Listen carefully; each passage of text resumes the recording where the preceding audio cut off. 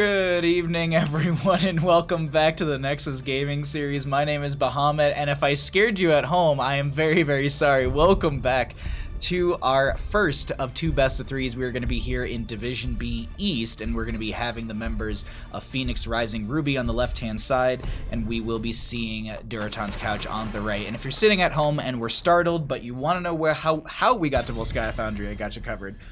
Home team this evening is going to be Phoenix Rising Ruby, foregoing the coin flip to their opponent, meaning Durotan's Couch will have the coin choice, and they chose Tails. They won the coin flip. First pick went over to them, or they chose first pick, meaning map pick priority goes to the opposing side. Alterac Pass and Battlefield of Eternity banned out by the members of Durotan's Couch. We have Phoenix Rising Ruby banning out Dragonshire and Sky Temple. Sorry, I heard a bunch of noise and I wasn't sure if it was my speakers or if it was outside. It's outside. And then so Phoenix Rising Emerald has decided to take us to Volskaya Foundry. Dear Lord, our words hard this evening as we will go ahead and get on into our draft. Let's see what we have right now. I'm seeing easy dubs in chat, which is nerve-wracking right there. Double Damn, good to see you. Double Black, the only Black Cat, how are you as well? Kiss, I'm sorry that I surprised you. Key, good to see you. Everyone else, thanks for being here. I think I got to you as we got into the game and I might have surprised some people, but that will be a Raynor Zool ban on the right-hand side. We have a Rhaegar and Gul'dan on the left-hand side. Joanna's going to be the first pick here for the members of Durotan's Couch. A strong tank overall, anchors very well. Mephisto actually might see some play in this game here. Volskaya Foundry is a really strong map for them because of the fact that you get a lot of cooldown reductions. You have a lot of opportunities to be able to kind of throw some damage onto a lot of grouped up people. You doing all right there, bud? Bandit's just doing some spins right now, and I don't know if he's trying to get comfy. What are you doing, Mr. Nervous? What's up? Okay. Decker King and ETC will be grabbed on the left-hand side. Decker King got some really strong changes a couple days ago. Feels like it at this point. It was actually yesterday, but still. Ooh, Orphea got changes as well, so we'll be able to look at all those. But the big thing with Decker King is going to be the Ruby at level 4 got a 10-second cooldown reduction to it. So that means you can throw out Ruby pretty much multiple times per fight, and that's a lot of healing. Like, well, if they pick it, which I'm assuming they will, we'll be able to see, like, I can kind of show you the difference between, like, the little potions versus the main potion, and obviously there's a cooldown for those, or an expiration for those, whereas the other ones are, you know, they only expire if you throw out too many, or if you, if someone picks it up. So it's just one of those things that, like, Ruby value last night, like, it was difficult to go into. Orphea, I'm excited to see how it's changed them up when it comes to their playstyle as well as their builds in this game. But a Phoenix will be banned on the left-hand side. A Phoenix could work with their draft pretty well here, actually. They've got some slows, like, they've got Joanna for some slows. They've got, I don't think Orphea has slows. No, she can pick up slows in her kit now. No, they increased it as well. Sorry, I'm trying to keep track of the patch in my head, but Leorc to be banned out as they don't want to deal with his wave clear, damage reduction into the team, as well as his overall presence within the team fight is just kind of annoying, and he can kind of cheat death as well and respawn on the battleground, so just get rid of that right there. And now we have this Decker King ETC. We could see a Jaina being picked up. Jaina pairs well with the ETC, and ooh, a Blaze gonna be coming out, which is, we were talking about this on Wednesday, or no, it was like Monday with McIntyre, about, like, Blaze kind of fell off in some of the competitive games that we had been casting, so I'm excited to see it being picked up right here. Crafty Trent, I believe last night, was the one who bodied me in Storm League on their Blaze, so I'm gonna eat those words forever, probably. Well, since I finally got back into HOTS after having played on beta last time, seeing what they pick / ban will give me a clue as to what to buy with that gold. Yeah, that's true. That's true. I mean, it really depends on, like, what you want to do. Like, Raynor's always an easy choice. Zool's fun. Like, there's just a lot of fun characters as well. Like, Orphea's fun in my opinion. Joanna's a great tank. Like, Greymane, if you're mechanically savvy, is really, really fun. I feel I struggle a little bit with him just because of the two different forms and just, you know, going between melee and range and knowing when to be in said forms. But last low pick on the left-hand side will be a Kael'thas. I actually really like that. That's a really nice pickup. It rounds things out fairly well. And Rob Christie, thank you so much. Subscribed. Bahamut, 1 whole year. Glad to support, my friend. Thank you so much for the 1 ding-dang year. I really appreciate that. Thank you so much for the tier 1. I need to work on the badges, because we do have like longer badges now for like 12 months. I think it's like a year. I think it goes like after a year, it goes to like a year and a half, 2 years, 2.5 years, and so on and so forth. So I need to work on those this weekend. I think I should have some time. By the way, I heard a lot of complain on the last patch, but as I did read the notes, I didn't see any big stuff. Might be me. So last time I played HOTS, Cassie was not a thing. Dear Lord, that's a long time ago. Cassie was added in like 2017, yeah. So like 2 years. I need year badges. Yeah, I know. I need to work on some of my badges. I need to work on those this weekend, because I just have it up to, I think, 1 year. I don't think I have anything beyond 12 months. Because I think 12 months is what you currently have. Actually, it might be 9 months. Anyways, I'll look at it this weekend, and I'll have to figure something out, because we were doing like prestige beards, or like you know, like bronze, silver, gold, platinum. But now I'm just like, all right, well, where do I go with, like, what colors do I start doing? Do I just, like, I asked my friend, he was just like, rainbow. I was like, that's a one color, though. Like, that has to be, like, the last one. It has, you know, like, Technicolor. Not me on Kael'thas.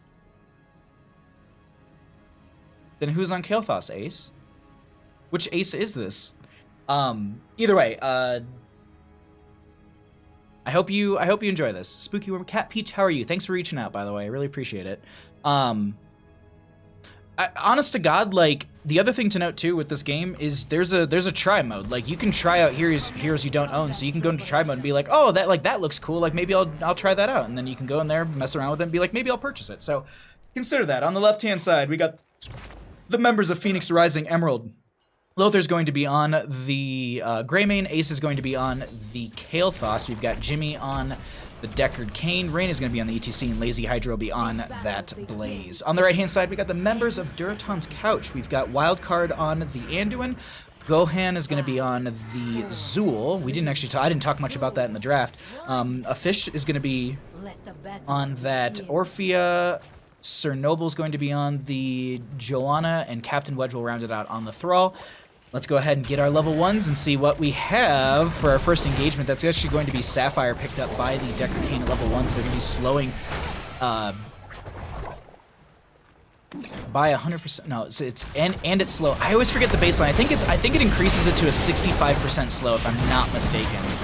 They also did, wow, Orphea chomping in, but Sir Noble's going to get bodied right there, and that will be first blood in favor for the members of Phoenix Rising Emerald. They're going to start their rotations, throwing Blaze into the bottom lane, and they're going to be continuing with their core 4 into top. I want to peek at this, though, because I always like to know these things and learn. So baseline is 35%, so it increases it to 65%. Okay, so I was right with that. I always forget, because, like, I wish it would just total it right here and be like, you know, increase it slow up, like, to 65%. Either way. Tooltips and such. Yrel has a kind of high floor. I agree, Yrel does have a pretty high skill floor, but she's fun. Like, she's mechanically hard, but like the only thing is I just don't want to assume like your skill level, because you could be like an amazing gameplay. Like, there's people who will pick up Heroes of the Storm, and they've played years of different MOBAs, and they're absolutely fine. Like, I had a friend who picked up Heroes of the Storm a year after I did, and he was just like, yeah, this game's easy. And I was like, I just don't, like, I'd never understood stutter stepping and a lot of the concepts of just like rotations and just like overall like compositions. Like, I didn't understand that for a long time in this game, because it was my first MOBA. I like roles like Bruiser. That was like the most confusing thing for me for the longest time. Like, people kept saying Bruiser. I'm like, that's not but it's not one of the clickable things. Like, it's not like I just click on tank and there's all my tanks. So, well, nowadays we have it. It's a little bit different, but either way, 4 talent here is going to be here on the left-hand side, as we are going to be continuing to see a back and forth here. 1 kill will be in favor for the members of Phoenix Rising Emerald as the Gravity Lapse comes through. Greymane tries to get a Razor Swipe onto 1, but will not be able to find a kill. Now, we are going to be here on Volskaya Foundry, so first objective will be announced at 2 minutes and 30 seconds into the game, and then at 3 minutes in, you will have the first one up and available. That's going to be Control Point A. If you get 100% charge, it works much like an Overwatch map or an Overwatch objective, where if you get 100% charge and the enemy team isn't contesting it, meaning they're standing on the point at the same time as you, if it's at 99%, you'll get a Triglav Protector, and that Triglav Protector can be utilized by 2 heroes on a team. One's in the driver position, one's in the gunner position, and they can siege in. Typically, they open up the front gate in mid lane, then they rotate to top to push in this front gate and then get the well for the lane sustain, because the second phase will be up here and it rotates around the map. The third one will be in the bottom lane, lane down over here. So A, B, and C are going to be our rotations for the objective phase on this map. But right now, Greymane doing a really strong thing right as the objective. 2 minutes and 55 seconds. They're going to finish out this camp, and they will be late to the Barty, but you already have ETCs here, and Jimmy doing a great job of setting up all of these potions for anyone that might need to kind of back off during the team fight towards their side of the map. And you can see them kind of setting all this up. Really, really good prep for this objective phase. Lothar's going to be grabbing one of those healing potions just as they get off that camp, and as I said, it's a little bit on the later side, but it's not that big of a deal. It's not like they have a camp on the opposing side pushing in. That's going to be a flame strike from Kael'thas. The fish getting very low here, and they have Lazy Hydra getting into the backline. Unfortunately, ETC is not able to get towards those potions, and they will be going down. This is 1 for 1 when it comes to kills. Lothar's going to get picked off as well, and they find themselves a little momentum here on the side of Durotan's couch, looking like they're about to hit 7 talent tiers. Orphea goes ahead and chomps into the minion wave in mid, and they're going to sneak into top lane, push back this wave before it actually gets value. Actually, no, they're going to be going for the biotic emitter, getting themselves an extra little bit of healing. Biotic emitter is basically just, think of like healing totem from Rhaegar or boombox from Lucio. It's a healing totem that's activatable by anyone who can carry an item. So they're just going to clear out this top lane. Not going to grab their own camp. Thrall still sitting on the edge of this. They're getting the charge in their favor, 42%, but it looks like they're going to back off. You can see that center wheel. Once that goes down, that means you no longer have charge in your favor. So you can kind of play around, like stepping on and off the point here and there. But right now, Rain is going to be trying to get this, but you also have Sir Noble contesting it. So that is another little mechanic of this. If you don't have it fully charged and you're not getting percent, it's just going to sit in this contested phase. And while that's happening, 7 talent tiers on both sides, we could have a fight break out here, as this is going to be a fish diving in. Rain is going to be trying to just push the enemy members away, but they end up going down. That's going to be another ETC kill in favor for the members of Durotan's couch, and with that, they're going to be able to get themselves more charge on this Triglav Protector. 10 seconds on the ETC to come back. They should be back in time. This Triglav Protector, it's going up pretty fast, but I think the members of Phoenix Rising Emerald will have one more opportunity to be able to stop the enemy team from getting a Triglav Protector, but they need to play this smart. They can't dive too far into the backline, because right now Greymane, it's either like they either dive into the backline or they need to like push into the front line and force them off the point. And they have a really good like dive into the backline. You know, ETC power slides in, Greymane goes with the Dark Flight. You have Lazy Hydra with the Blaze, so you have AoE stun. That might even be in the front line just to peel a little bit. So we'll see how this works out here, as overtime is here, as I was discussing beforehand. 10 talents here are going to be coming through in just a second. We are going to be seeing Scroll of Sealing out from the Decker King, catching onto one. Blaze dives out as well as Greymane. That's going to be a lot of damage on the Zul'jin, and they find a kill finally in this engagement on the side of Phoenix Rising Emerald. And Captain Wedge is trying to work their way out of here. We'll be able to cycle out. That is going to be the fortification camp going down the right-hand side. Contested time is still up in favor for the members of Durotan's couch, as Phoenix Rising Emerald is going to be throwing Jimmy, their Decker Kane, back to the Hall of Storms to be able to get their mana back full. So until then, they have to poke at this and handle this without any sort of healing. And it's going to be about probably 10 seconds or so before Decker Kane's really realistically back here, but they have to give it over. That is going to be the 99 stuck on the side of Durotan's couch, and Phoenix Rising Emerald is looking to now get the charge back in their favor. Zul'jin is now back. Decker Kane rotating in as well. We are going to be having a lot of damage going on to a couple of players. Lazy Hydra getting very low here. He's going to be trying to make their way out. The Decker Kane healing is going to be just enough, as we are able to see them back out of there. And I'm actually really surprised. I was thinking about it during the fight, and I realized that I didn't see it this entire time. Potion of Shielding. No, we have almost full Emerald build. Unfortunately, we went to the Potion of Shielding instead of the Ruby, which, as I was saying in the draft, Ruby got a massive buff, like a 10-second cooldown on something that you can put on your Herodric Cube, which you can also get cooldown on your Herodric Cube, and then be able to throw out consistent extra potions. Like, they go away a little bit after time, but like, it's every 10 seconds. That's just crazy right there. That is absolutely crazy. Sorry, I've been missing a lot of chat. Lingeria, good to see you. 7th Ace, you are playing amazing on this Kael'thas.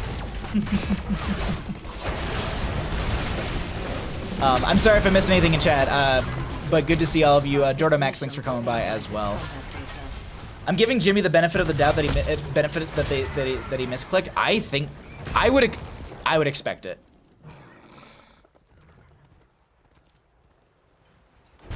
I like how we're just saying like 7th Ace, good job.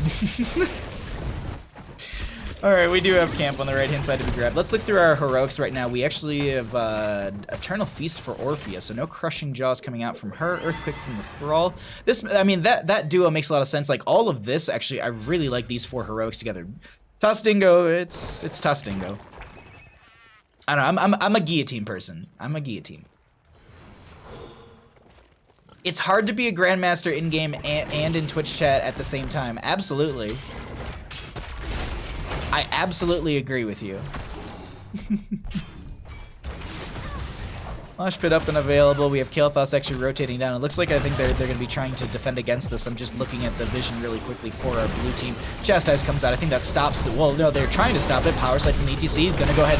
They drop the Mosh. I think there was the Eternal Feast underneath it. Yeah, the Mosh is on full cooldown. Bunker goes out from Lazy Hydras. They're trying to get Lothar out of here as they're so very low. ETC and Greymane get picked by the Orphea. The Scroll Ceiling comes out from the Decker Cane. They're going to be falling as well. Currently have Anduin just casually 1v1ing the Kael'thas and winning. That's the terrifying part right there. Sir Noble and friends, though, only losing one, going to go ahead and grab themselves this camp. I do want to point out that the Zul'jin did go into Headhunter, and I think they just missed the opportunity to finish it out. Oops, I want to see this. No, Blaze and Kael'thas haven't died yet, so they would have just gotten one more stack if they were alive during that fight, which is still 6% damage increase instead of 4. 6 is greater than 4, so I think that's a win overall in my opinion. Top lane is going to be our next objective phase. I didn't look at when the Triglav Protector went down, but I'm sure we're probably like a minute to a minute and a half away from that being available. So until then, it's continued rotations looking for 13 talent tier, and they're going to open this up even further. If they actually get this fort down, that's huge for them. One, they're going to get periodic catapult pressure through the lane, but... well, I guess, and they're going to get passive experience gain, and they're also going to be able to play into the lane a little more aggressive into the enemy team. Say they want to try and chase them off the point and then maybe chase them in the lane when some of the members are a little bit low. They could potentially do that. Until then, we'll see what happens here. There's the announcement for the objective, so we should be getting that in 26 seconds. They poke at this a little bit more. Also...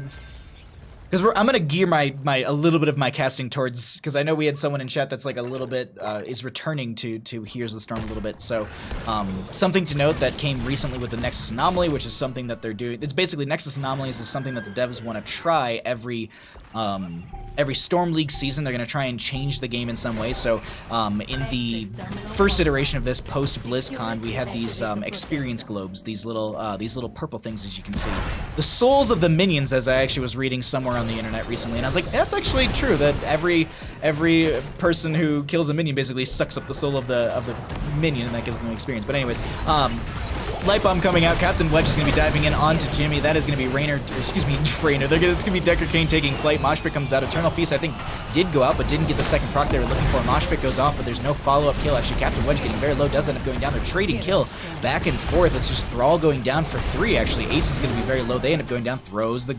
oh, wicked. Wildcard was able to get the...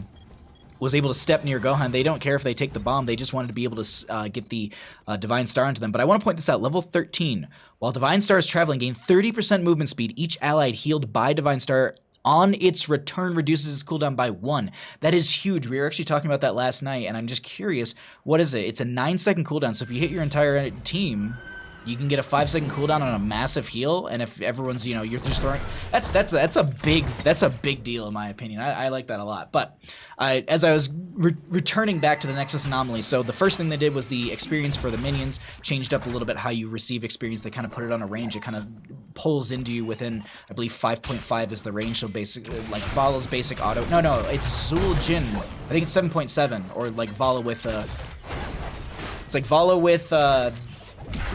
Barflight Quiver and Zul'jin with his baseline plus this one done, which is 7.7 range. I believe. I might be wrong on that. So then this new iteration, what they did was they changed it up and they gave towers, like if you've ever played League of Legends, towers here, the front gate towers reduce your armor by 5 up to 40, and the keeps in the forts reduce it by 10 up to 40, but there's no slow or anything like that. They actually recently...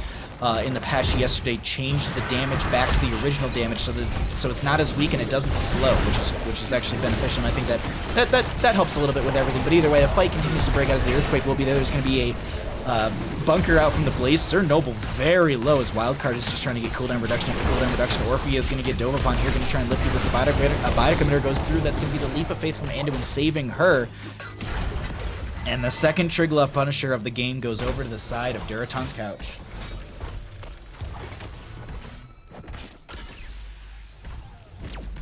Blue team has taken control of our protector. Red team has destroyed the fort. We're all Diablo now? Exactly.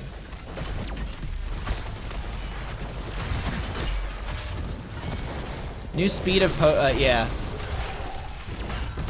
I like this. As Pious, I think? Pious? Pious, probably.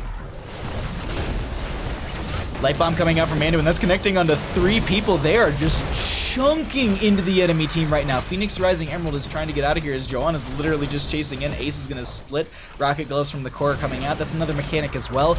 Each core has its own defensive mechanism to be able to kind of force back the enemy team in some way, shape, or form. Some are better, some are a little weaker, but I really like this call coming out from Durotan's couch. They actually get the top lane keep, which means consistent catapult pressure through the lane.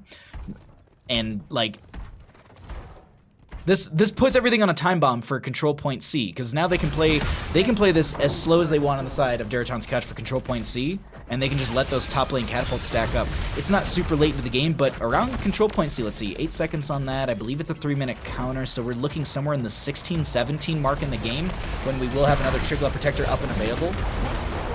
Yeah, 16-17 minutes into the game, I think.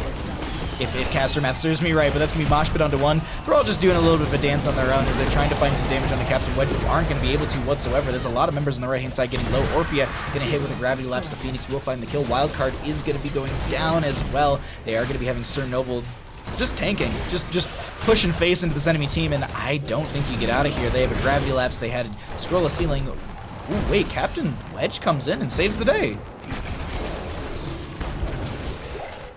Is it Ignite? Yeah, it's Ignite Kael'thas as well. Which means that they apply the Living Bomb when they hit someone with a Flame Strike. Kaelis, how's it going, bud? Pious? Okay. Yeah. Thank you. Not the scissors? Wait. Does Lightwell do something with the scissors? Or are you saying that the scissors died?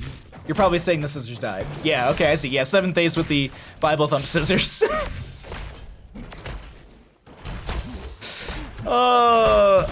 I'm realizing what you're getting at is because there's that bug thing where he's always carrying the scissors. Yeah. I think that's what you're referring to. Lornado going to be coming out, forcing back a couple members. Sir Noble going to be stepping the point. Lothar very low right now. I think there was a Blessed Shield that was ripped during all that. Eternal Feast coming out from the Orphea, forcing them back. That's going to be Lazy Hydra getting the jump propulsion in. Lothar's so very low, is trying to poke at that, but that's going to be ETC and Greymane going down. They trade out the Orphea and the Joanna, so 2 for 2. Gohan is just dumping axes. Ace is not getting the damage they need, and it looks like with 3 dead on the left-hand side, they're going to give it up and control, the biotic emitter will go over to the right-hand side for Durotan's couch. We can see some assist pings coming out, and it looks like they're going to grab themselves this camp over here on the right. I'm going to get Kael'thas' vision really quickly just to see what they're seeing. So they don't really have any idea that this camp's going to be stolen, but they're just going to turtle up, play it safe, and just manage their waves.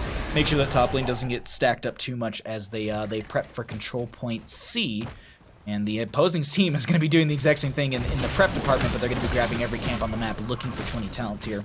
Before we get into that 20 talent tier, let's go ahead and check out some of the other numbers, get an idea of what those look like. Zul'jin, by the way, did finish the baseline Headhunter, and they are 1 stack away from getting the double revolve on that cleave.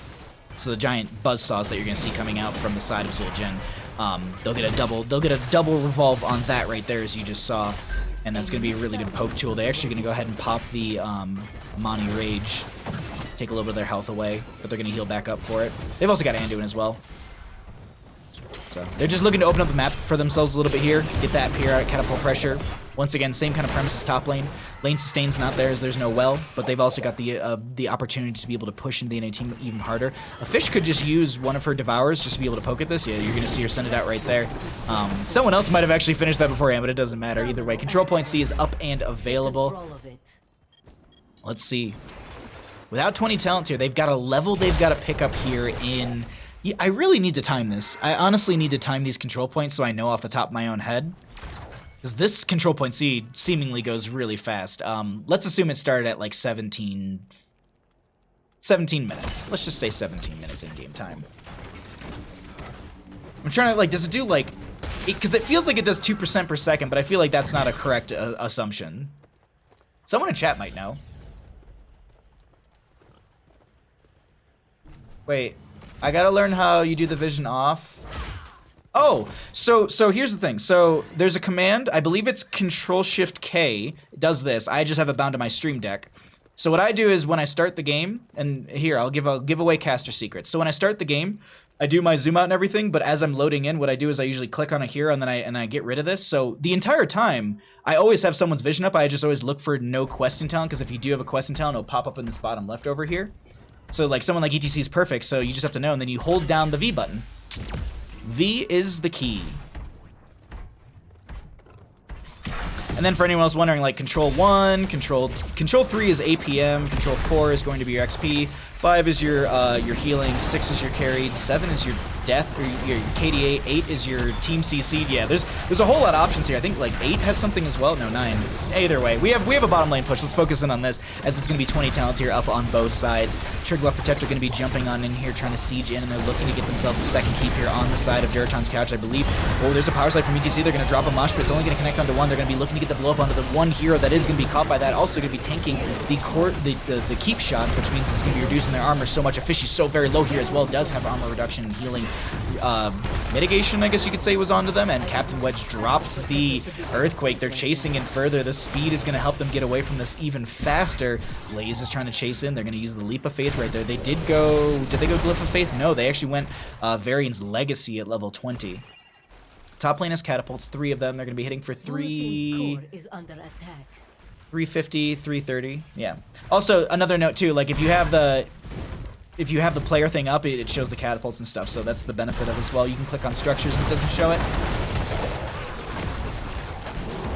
Your overlay shows the player name. Sorry for distract. Oh no, you're not. No, it's okay. I didn't understand the question, what you meant now. Now I'm confused. 2% per second, so 50 seconds. Oh, really? Okay. Now I learned.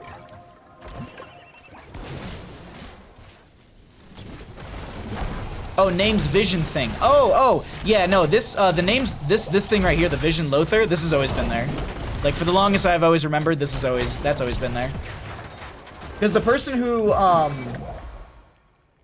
makes this is the person who makes the observer mode for StarCraft. That's why this is why this exists in the game, well, in this observer mode, because that's a StarCraft thing. Ping you have to cast? Okay. You can ask me during cast, I don't mind. I like chatting with all of you. Gives me a bit of a reprieve for a couple seconds. I usually can chug water, read chat, answer something, and then get back into the game.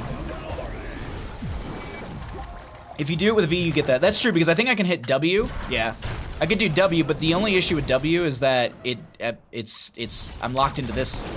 I'm locked into that.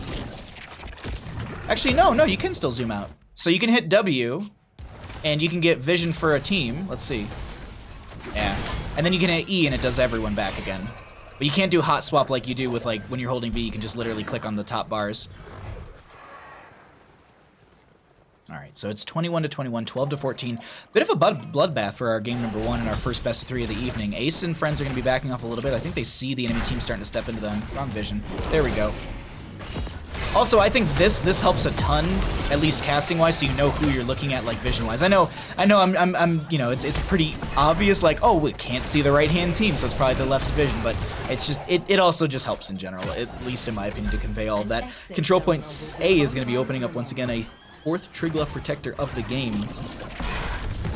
Control point C went so quickly, I was just like, no, they sieged in through bottom lane with that one. What are catapults hitting right now for? 400. About 400 for a catapult. I think this is going to be like 428, yeah. I've always used the numbers. Ah! Overwatch doesn't let observers observe their observers. Oh, rip. So, Overwatch doesn't have the exhibit mentality. Yo, dog, I heard you liked watching your observers, so we gave you the option to observe observers while you're observing. Alright, we see some retreat pings coming out. Once again, I don't have the vision set up as I thought I did. I clicked on a minion and it died, so it doesn't show it anymore. I saw some retreat pings come out. I think it was for the members of Phoenix Rising Emerald. Their core, by the way, at 90%. Blaze pushing this back right now. Camp for top lane. Thrall on point. Alright, I wouldn't say we're backdooring, but I think they're going to try and sneak a keep bottom. They see this, though. They have to know that someone's on... They have to know this is a 4v5 and they're in their favor on the side of Phoenix Rising Emerald, yeah. Lornado. Oh, Wildcard getting caught by the Lornado. They're going to throw a Gravity Lapse. There's a lot of damage going on to Wildcard. Light Bomb comes out as well. There's going to be the Eternal Feast underneath a couple of members, as that will be the Bunker out as well. Mosh Pit comes out from Rain, but they're getting touched by the Eternal Feast, keeping it going right there. Power Slide will find the Andu, and Decker King did go down. Healer for healer as ETC getting very low. We didn't look and see. I'm just curious. What do they have at 20?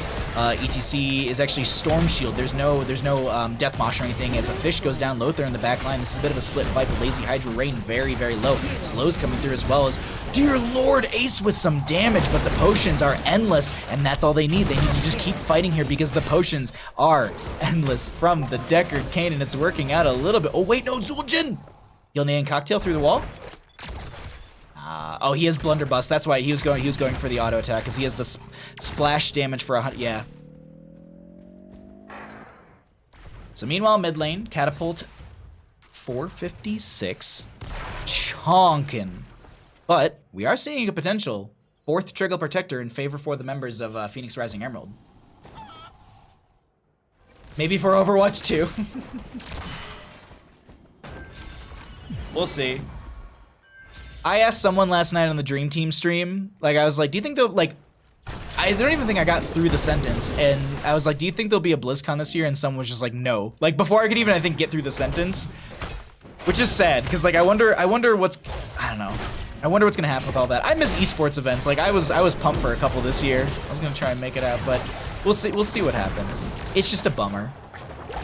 Kale's damage is over 9,000. We actually haven't looked through some of the other numbers. Let's go ahead and do that. We've seen all the heroics, or all the talents for a while. Wait, Orpheus Growing Nightmare. Oh, okay, sorry, excuse me. I was just like, why is it at 0 stacks? I haven't relearned Orphea just yet, so I was like, wait, what stacking did I just miss? Kael'thas's damage is actually over 9,000. It's 101,000. When it comes to heroics, that's going to be Earthquake from above very early. Ooh, is it zoning? Will it last long enough to zone them back? It's 30%. They're actually going to take the walk. Yeah, they're going to take the walk around for this. It actually is over. So they thought about the camper. They're going to dive in. That's going to be a lot of damage onto the Decker. Excuse me, onto the Anduin, who does get the light bomb, but they end up going down at the last second. Orphea does find the level 1 quest, I think, finished out, or her level 7 was finished out. Either way, Lothar getting very low, does end up going down to the double revolve from the cleave. Power Slide from the ETC, going to drop on Mosh. That's going to connect onto 3. The Kael'thas is now popping off, and Captain Wedge has nothing to interrupt this with. There's no sundering. There's nothing. There's nothing they could have done to get rid of that mosh pit, and so this is going to be point going over to the side. Oh, Sir Noble's doing their best to just delay this out, but I don't know if that was a good idea.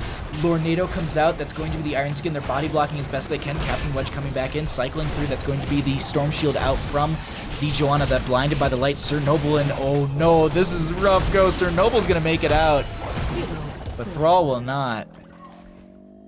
Okay, this is increase the Dread Eruption by 40%. Hit 3 enemies in a single cast of Dread. Permanently increase Dread's Eruption damage by an additional 25, and increase the slow Eruption by 15%. What is it currently? Blue team has taken control of a protector. Red team has destroyed the fort. So it increases to 40% if you finish that out. Am I mathing correct? Blue team has destroyed the fort. Also, it's funny. Like every time I said Dread, I was just like Dreadnought? Dreadnought?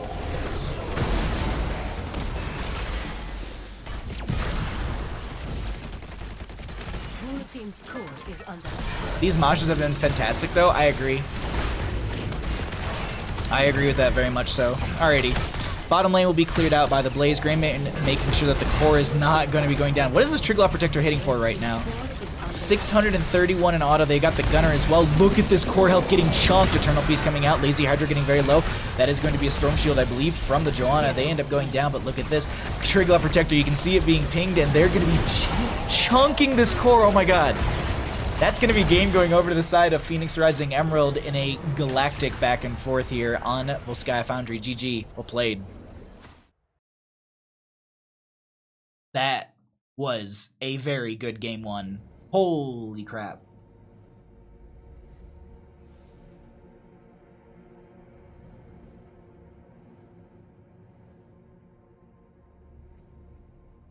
Less than 50% at level 24 core?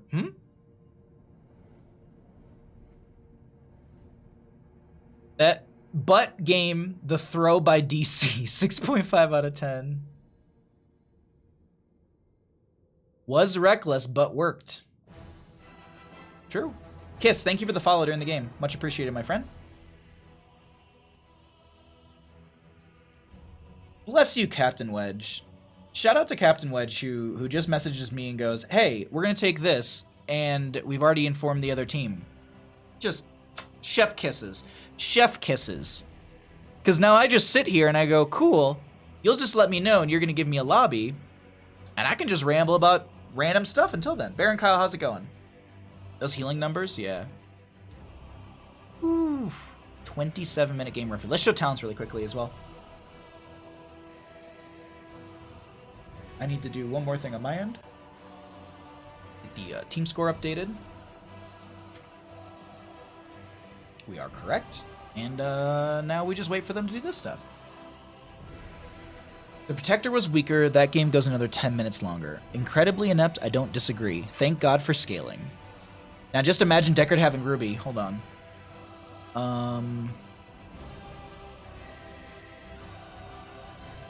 Do I have Lazy added?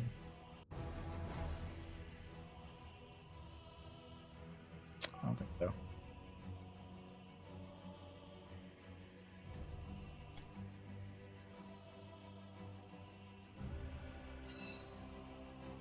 Look at this. Just that's it. You could give the best hugs.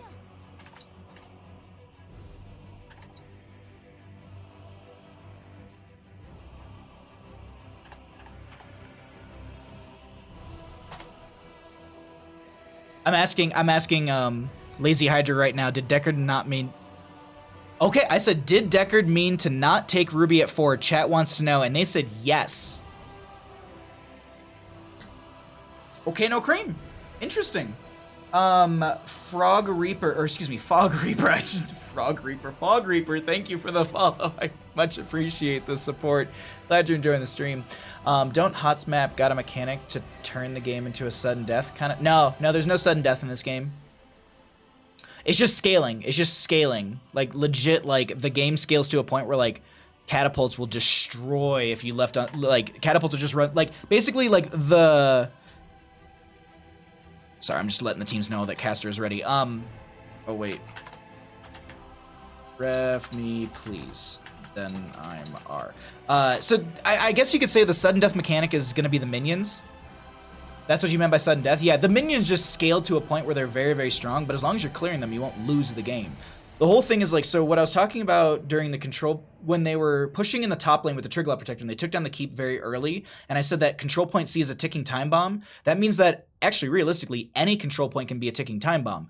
A good example of this was during the Tespit Collegiate series, I believe it was in the fall series, there was a Volskaya game on like one of the last weeks or something, and it went like 30 minutes, and so we had 6 total Triglav protectors come through, and there was like it was on control point C, the last one. The Triglav didn't end it. It was the minions through top lane because they took out that keep and they delayed them from backing out. So it's not so much sudden death as you do need to kind of play into that mechanic. But let's get into draft because we do have a game number 2. On the left-hand side, we got the members of Phoenix Rising Emerald, and we've got Durotan's Couch on the right. This is going to be game number 2, as Caster totally meant to update everything, and he did not, so he's going to do that real quick. All right, so if you're sitting at home and you're wondering how we got to Tomb, I got you covered, friends.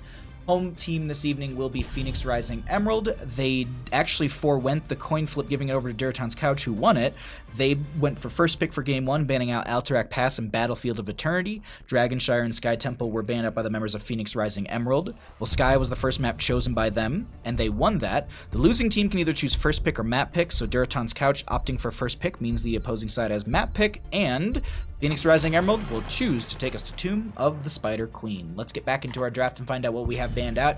Raynor Zul on the right, and Joanna and Gul'dan on the left. Now, Gul'dan has been a priority in this map because of his boss control with the Horrify. Wave clear is really, really strong. Joanna's just a great tank overall, but within the rotations between mid to top, you are going to be having a lot of grouping of minions, which will help out a ton with that Joanna, so you can clear a little bit faster.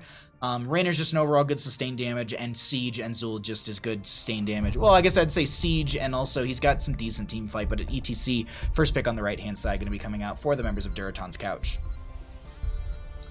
But it usually plays out the way they would want. Yeah, that's true. Like, objectives become so strong that they cut the game length.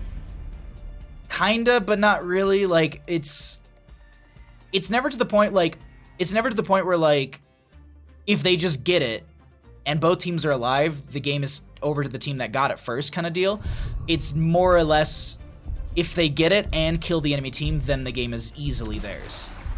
Like, for example, like Sky Temple's a really good example of this, where let's say that there's no keeps, there's no forts, there's no structures, it's just core to core, and there's one single temple that pops up. Now, the minions will eventually crash into those cores, but since all the keeps are gone on both sides, the minions will also naturally crash into each other and beat each other out and mitigate. So they'll all kind of just die off, and one wave won't push another without any sort of siege giants or some prep or anything like that. So to win Sky Temple at that point, you literally need to brawl over this final temple phase, and whoever wins that will get the shots, and then it'll end the game. And it's not like, because that's the thing, is like two people can't step on the temple point at the same time. It just cancels. It's much like Volskaya. You can't have two people getting charged at the same time. That'd just be chaos. It'd be interesting, but it'd be chaos. The only place where you can get two charges at once is Alterac Pass, but that's banned out, and that's a bit of a different mechanic because they're still canceling and stalling. But either way, we have a draft. Let's dive into this a little bit further. Brightwing did see some changes in our patch yesterday, so I'm excited to see her come through in this game number 2. Junkrat going to be coming in here as well. Really good harassment between the lane rotations, but a strong couple picks out from the side of Durotan's Couch. They're going to grab an ETC, Greymane, and Leoric. The ban on Kael'thas I kind of like, but I'll be honest, it was really, really strong for Phoenix Rising Emerald, unless they know that Durotan's Couch wants to play a Kael'thas. We'll see what happens, and then we do see that the Durotan's Couch actually banning out the Garrosh, as they don't want to deal with any lockdown and toss potential, because toss plus the polymorph is just a rough go. I'm here to help. Ashmantle, how you doing, bud? Couple of the DC players were previously on Phoenix Rising esports team. Really? I didn't know that. Kind of fun to see them play, yeah. Sky Temple doesn't really have a limit. That's true. It's not the best example, but I was just trying to get it. My whole point is, like, most of the games don't end because one team just like picks up the objective. They have to usually beat the enemy team in a team fight or have an advantage. Sorry, Haloran, there's your warning. They typically have to win some sort of team fight, whether it's getting one kill and then pushing with an objective where it's a technically 6v4, or it's one of those things where they push in with an objective and it's 5v5 and the enemy team's defending it, but they have that full 5 as a defensive tool. And I'm sorry, we missed a little bit of this draft, but I think we had a really good conversation about just map mechanics in general for Heroes of the Storm. So Junkrat, Brightwing, Muradin, Jaina, and Ragnaros on the left-hand side. Really good burst, really good lockdown, good wave clear, overall strong team fight. I'm excited to see how that kind of progresses and is put together. Same thing on the side of Durotan's Couch. They've got really good scaling. Greymane and ETC are a strong duo. Rhaegar's got Ancestral Healing. Bloodlust actually might be the option here. Leoric has got great setup, and finally, late game from Nazeebo is very strong, and with the way that the games are going and with how Tomb of the Spider Queen typically goes, I would expect Nazeebo to get to their stacks. Excuse me, I chugged water before this. The one caveat to all this is that if you kill Nazeebo a bunch, they can't stack. Also, if you don't get to 20, then he doesn't get that big power spike that he's looking for. So, we'll see. We'll see what happens here. War, good to see you, bud. Thanks for coming by. You totally misread that? I probably did. Sky Temple really does have a limit. Yep, you're right. Dyslexia kicked in. Sorry about that. Durotan didn't pick 5 Horde heroes. Disappointed. They even dared picking Greymane. BRB gonna riot. Okay, riot's done. Is Brightwing good now? Personally, I don't think so, but I still love her. I mean, I got bodied by one last night, so I don't know how to, like...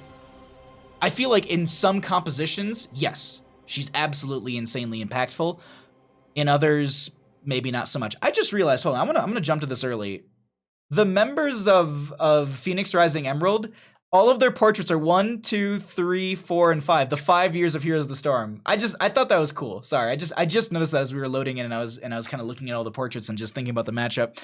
That's just, anyways. All right, let's get to the left. Let's get into this map here on the left-hand side. We got the members of Phoenix Rising Emerald. Lothar's gonna be on the Junkrat. Jimmy on the Brightwing. Rain on that Muradin. Ace is gonna be on the on the Jaina.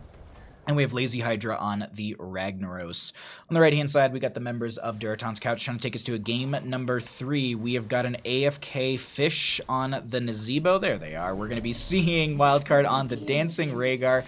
Gohan is going to be on the Greymane, Sir Noble on the ETC, and Captain Wedge on the Leoric. We'll go ahead and jump into mid lane and see what the initial level 1s look like, as well as our first matchup in lane. Let the battle begin.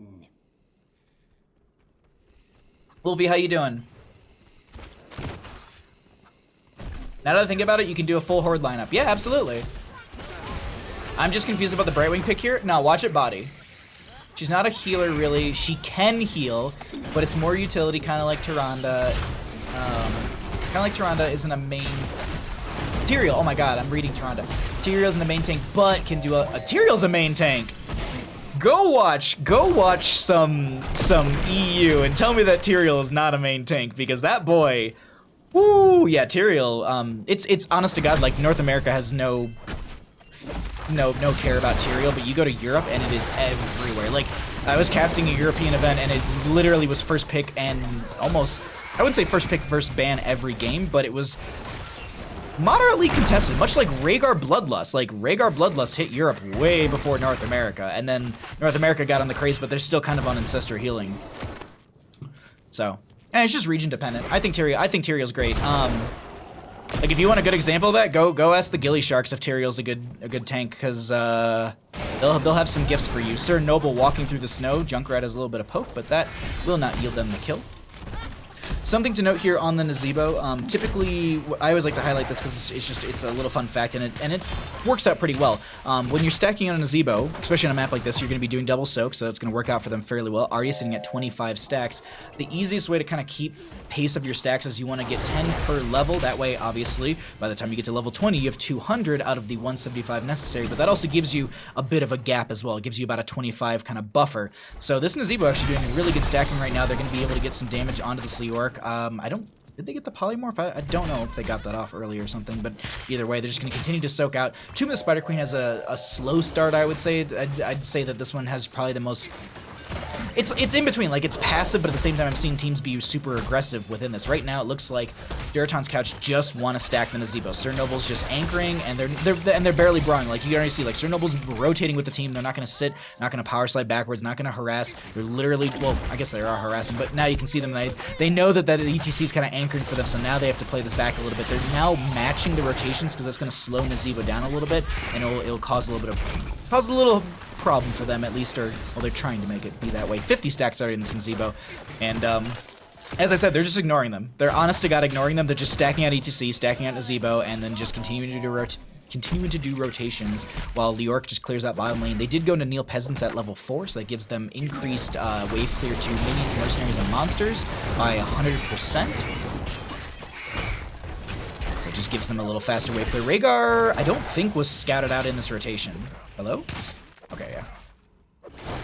I think they took the longest. I think they took the nice long rotation near the gate, so I don't think the minion wave scattered it out. So Rhaegar actually really good at grabbing camps on their own, and as long as the team doesn't feed, they're going to be sitting perfect. Tyrael's hard, exactly. Tyrael is very difficult. Seeing people give shards, Tear of Pride. I wish Crit Q would do the same. Seeing people give shards? I don't know what that is. Turn availability here is going to be for both sides. Murden's trying to get that Storm Bolt out.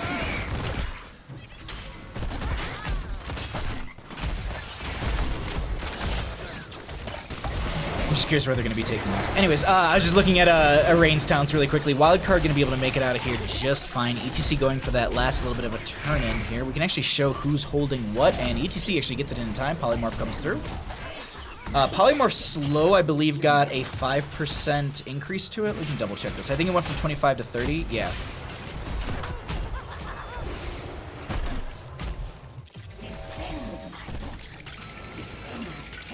Oh. Shards, the spider. Oh, the spider butts. Yeah.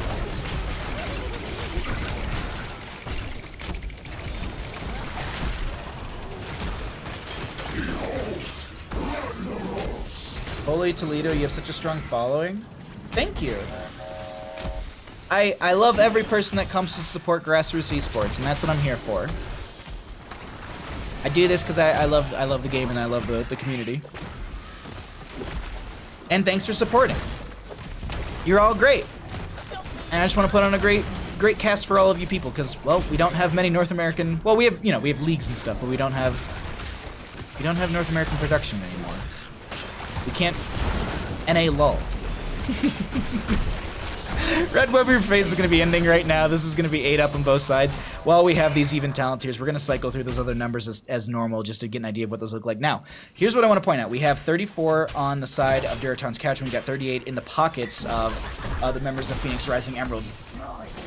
Turn availability here is for Phoenix Rising Emerald, and I want to point out that they could go for back-to-back turns. If they get this plus siege in through all 3 waves, they could be looking at enough gems to do exactly that. But I'm waiting to see, like, are we actually going to see them try and stack up for the double turn in here?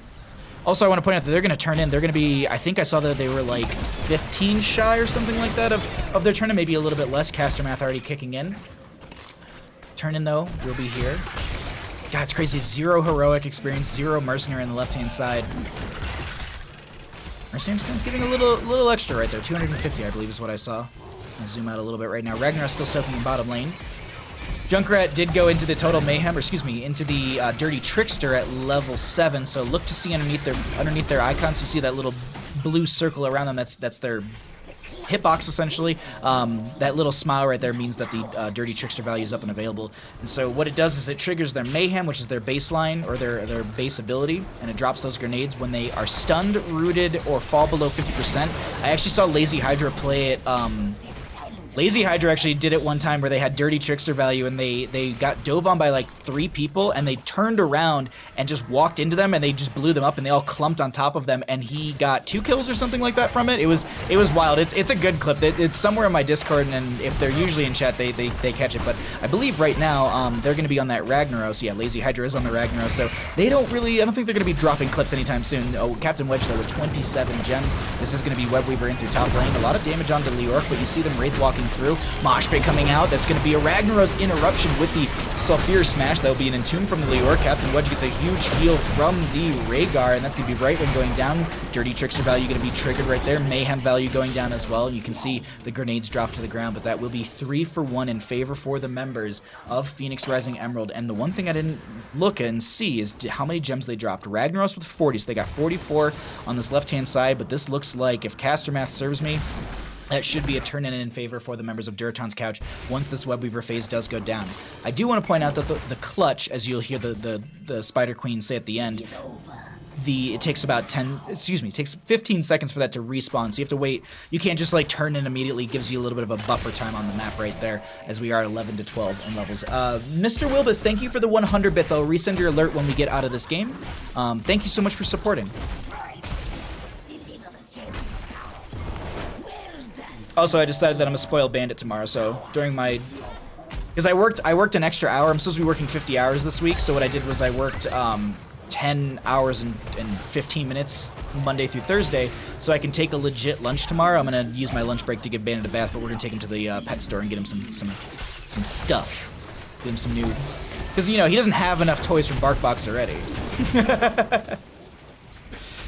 They don't have enough wave clear, don't really need Lava Wave. Oh, someone was asking about Lava Wave. I actually thought about it, but I actually really like the Sulfur Smash. Sulfur Smash did have a buff in our most recent patch. I know it did a little extra damage to the damage around, but I don't know if it changed anything else.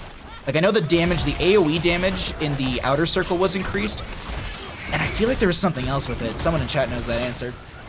But that might be the reason we're seeing that, or it just might be for the single target, you know, blow up, because it's a good, on a map like this where a lot of people are going to be grouping up and kind of collapsing in these corridors. You know, by corridors I mean, you know, like, look at the rotationary areas. They're very, very narrow. That's a lot of value for Lazy Hydra, because if people group up within said rotation, like as they're going to kind of clump in this one right here, you can see they're all clumped up right there. You throw a Sulfur Smash, you're going to get 1 or 2 with that, but they actually pop Molten Core. There's the Sulfur Smash going down to Leorc. Unfortunately, not going to find anything else. The Gargantuan, though. Okay, I'm gonna side ramble for a second, because I know we've already been doing that. Gargantuan should not be leashed to a circle. I'm gonna say this right now. Oh, sorry. I was gonna try and show the Gargantuan vision, or the Gargantuan AoE that it's allowed to go into, but Jaina gets, oh, that's a really good mosh pit. Rain is gonna get they actually pop, oh. Feels rough. They popped the avatar for him because they thought they were going to get bursted, but they end up just turning around and they're like, cool, we got a heroic out of you. We're going to go for a turn in and get Webweavers in our favor. Dear Lord. CD reduced from 80 to 60. That's it? Okay. You always need lava butt. That's true.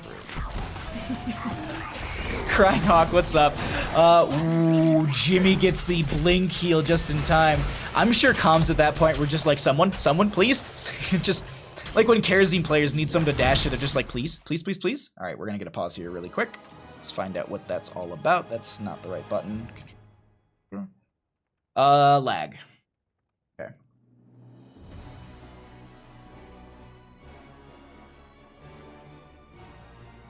As I said beforehand, Mr. Wilbus, thank you for the 100 bits. Thanks for being awesome, Bohayo. Thank you so much for the 100 bits. I very much appreciate it. Whew.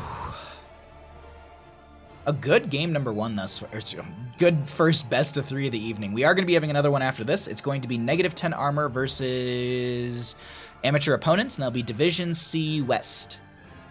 So, and that starts in actually just about an hour. So if we go to a game 3, that'll be like perfect. I'm just saying, like Durotan's couch has got some momentum here. They haven't lost a fort now that I'm looking at the minimap. It's pretty good. It's pretty good. All right, we're getting it ready from one team. I'm gonna swap us back in just now, and we'll get going here in just a second.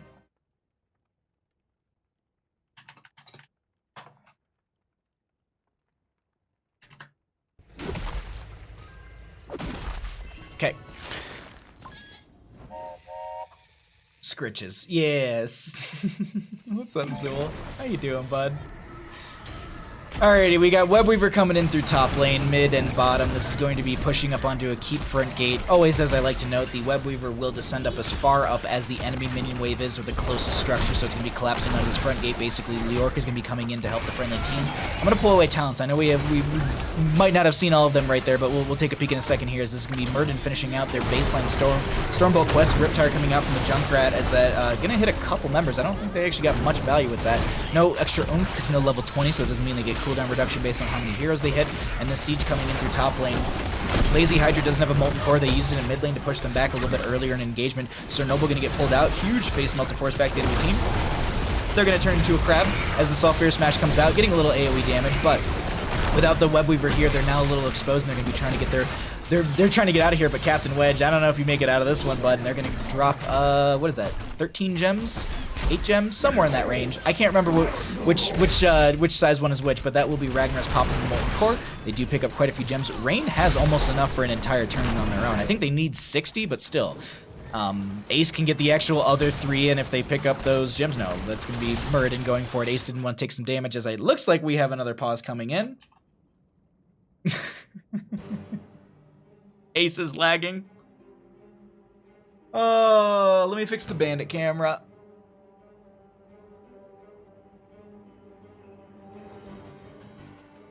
Stupid toasters. There we go.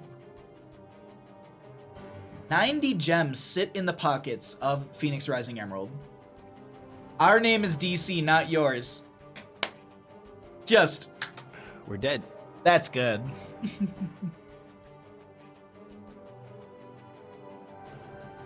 Garg wasn't a leash summon. Really? I actually don't remember. I always thought it was a leash summon. I'm pretty sure Weenus pinned it to the caster chat. Wait, what did they do? Just I made a new NGS stringer transition from the same elements. If you'd like it. Oh wait, no, I have the season 9 one. I have the season 9 one. I use I only do it at the start of the best of 3. I don't do it before every game. Just at the start as like the intro for the video. Yeah. No, I was like, the moment you Weenus posted it, like I was just like I actually responded with bless Covey. Ace, go home, you're drunk. Ace, you can stay here if you're drunk. That's okay. We'll hang out together. All right. Let's get games going. I wasn't paying attention, I'm not gonna lie. All right.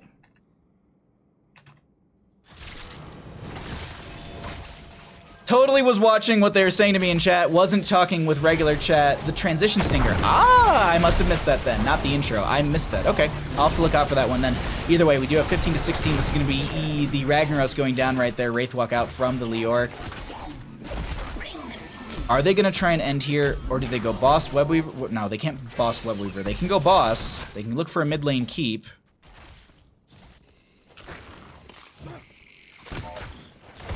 Not an intro, it's a 3-second. Okay. Yeah, I'll have to take a peek at that. Thank you. Bless you, Kobe, for making all of this for all of us potatoes.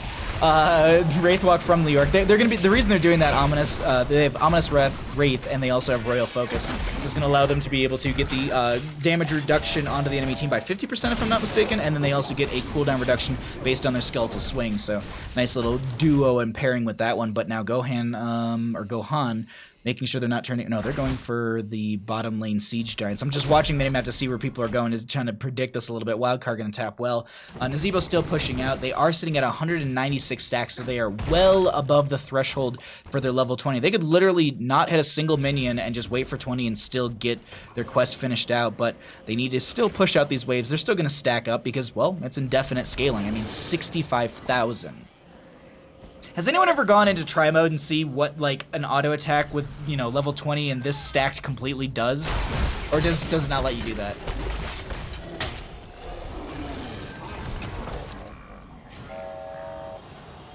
Wait, Ace getting drunk and I didn't make a Bailey Chino? That sounds like a cappuccino with Baileys in it. That's what it is! Haha! Oh god, oh my god, this is gonna be a mosh pit inside of an Entomb. The Sulfur Smash comes out, Murden's the first one to go down, Jaina finishes the Icebox, that's the Ancestral Healing coming out from the Rhaegar onto one. Honest to god, I don't know if it's just me, but I cannot see the Ancestral Healing animations. Dirty Trickster value coming out, that's 40 gems on the ground. Jimmy going for them, but ETC's gonna body block them! Brightwing is gonna be going for all those gems, but Razor Swipe from Gohan. Do they have the chase? Blink heal to a minion, and Jimmy is out of here. Meanwhile, over in top lane, the Orc is going to be just getting some vision, but also cheating a little bit of death, and the rest of the team moves in onto boss, looking for some top lane pressure in their favor. I was wondering why my mouse was moving so quickly. I accidentally hit a profile up on my mouse. I was like, dear lord, my DPI, like, I was zooming across the map with my pan. 50 liquor? There's a liquored 42 or something like that. They, if you've ever had like a mini beer shot at a bar, they use like liquor 40 something and like heavy whipping cream, and it looks like a little beer. Good recovery. That was a wild one, I'm not gonna lie. That mosh pit, I was just like, we're all dead. No buried alive in Tomb though. I think that saved it a ton too. Liquor 43. Just like that, yeah, because I knew that, wait, Rain, hello, where are you going there, bud? Sulfur Smash comes out, connecting onto a couple. Riptide's gonna be out as well from the Junkrat.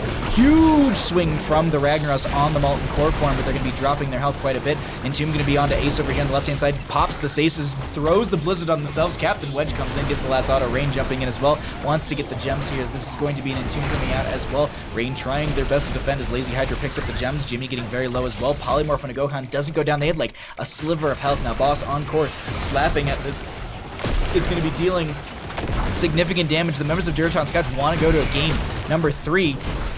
And mosh pit coming in, they are going to be able to do so with the damage they have on this core. They do get to 20. Nazebo doesn't even pick up Vile Infection, and that'll be game going over to Durotan's Couch. We go to game 3. GG. Well played. Espresso Ice, 1 ounce of 43, and Carligio. I don't know what that one is. Carligio? I don't know how to pronounce it. I don't drink enough liquor. It's Heinz New Booze. Yeah,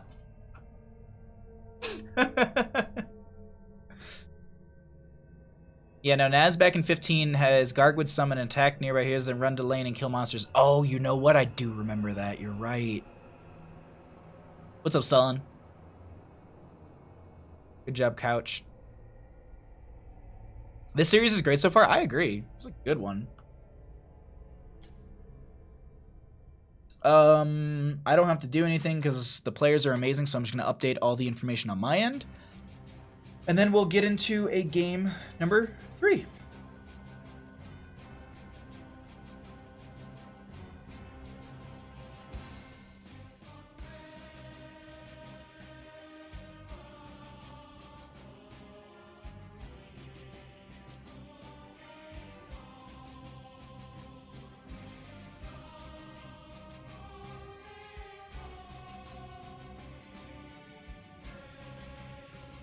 You pronounce it as Liquor 43 in the US. Here in the Netherlands, we pronounce it the way the Italians do. I'm probably butchering the spelling. I'm not gonna try that one. Nah, here in America, we call things by numbers. We don't say 43, which I'm sure it's more Italian than there's probably like an Italian pronunciation. I did it with Spanish.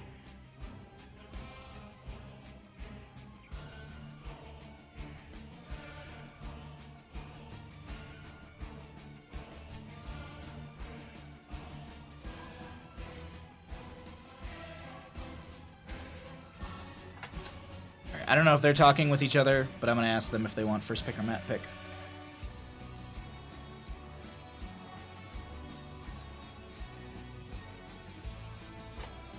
What map, It's Spanish liquor? Is it really? I didn't know that. I'm Googling it. Liquor 43. It's the top-selling Spanish liquor made in Cartinga? Oh, that's not right. It was invented in 1946. Huh. Today I learned.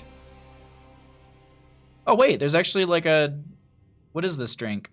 Spanish hot coffee drink with hard liquor added, often brandy, whiskey, or a word I can't say because I don't know it. Huh, alright. Well, interesting. Interesting indeed. I just knew them from mini beers. America, where words are too complicated, so numbers are numbers. Yeah, exactly. No, you're right. I mean, I grew up with immigrant parents, so I heard this my entire childhood. I still hear it to this day. Only in America, Christopher. Only in America.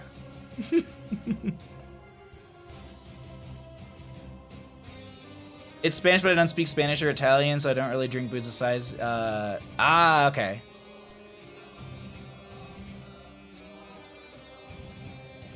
Cool. So they made. They wanted this. No, they wanted this. This gives this over to them. Yes, that is what is correct. And we are going to this map chosen by them. Perfect. I think it's 43% alcohol, I guess. I think so. We can go back to Google and ask it. Ask the ever-knowing Google. Let's see. Wikipedia. Why is it called? References, no.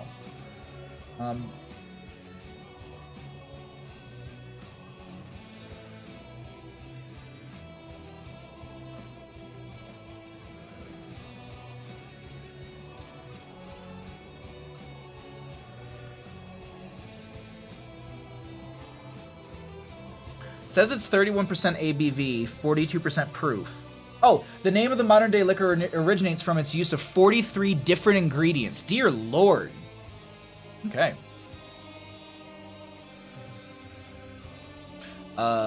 Castor R. Spooky Worm. It's distilled 43 times through 43 kilos of carbon. Wait, what? It's disbuttled 3 times. All right. Buttspot, you're trying. Chill, Buttspot. Yeah, I know, right? Only Black Cat is doing the pets. Okay. Remind me remind me if I forget when we're getting out of draft, because we're about to get into draft right now, so I don't want to swap in stuff, and you know. But only Black Cat, I see you. We'll do the bandit pets after draft. See, I wasn't lying about it at all. 43 flavors. Yeah, you're not wrong. It's true. I don't know. It's never a liquor I bought, but it was a liquor that like I would go get like a mini beer shot at the bar because it didn't upset my stomach. Usually because there's also heavy whipping cream, so that kind of helped a little bit settle all the acidity in my stomach. Even when I was trying to, they have to finish flaming me.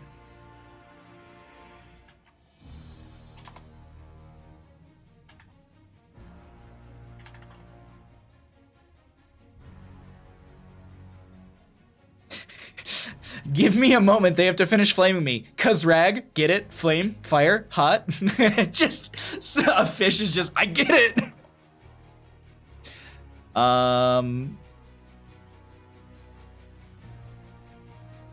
The responses are just ha ha ha ha ha ha ha ha.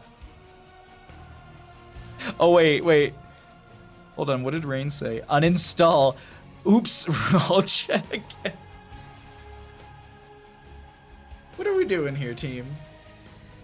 Alright, Lazy Hydra got the ready. Okay, so we'll get in here in just a second. Couldn't think of the word for, so I went for flavors. No, you're not, as I was saying, like, you're not wrong. I honestly meant to say ingredients. Oh, you're fine, you're fine. Words are hard. Yeah, take it from me, someone who stumbles over them 4 times a week. Words are hard. Let's get into draft, everybody. On the left-hand side, we got the members of Phoenix Rising Emerald up 1 in our best of 3, and on the right it is going to be Durotan's Couch also up 1. If you're sitting at home enjoying yourself, 43 delicious flavors of 43 different ingredients, but you want to know how we got to Cursed Hollow, I got you covered, friends. Home team this evening is going to be Phoenix Rising Emerald. Day 4 went the coin flip, giving over to Durotan's Couch, who won it, opting for first pick for Game 1. Alterac Pass and Battlefield of Eternity were banned out by them. Dragonshire and Sky Temple were banned out by the members of Phoenix Rising Emerald. Volskaya Foundry was the first map chosen by Phoenix Rising Emerald, and they won that. Losing team can either choose first pick or map pick. Durotan's Couch opted for first pick in Game 2. So Tomb of Spider Queen was chosen by Phoenix Rising Emerald. They lost that. Phoenix Rising opted for first pick for Game 3, and Cursed Hollow was chosen by Durotan's Couch. Let's get back into our draft and find out what we got here for our bands, ETC and Zool, left and right hand side. I butt a dince butt. Alright, come on now, butt spot. You're doing your. I know you're trying, but like, really?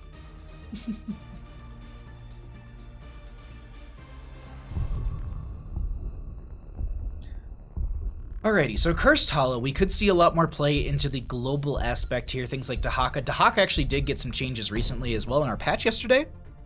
Some changes onto God. I'm trying to remember off the top of my head.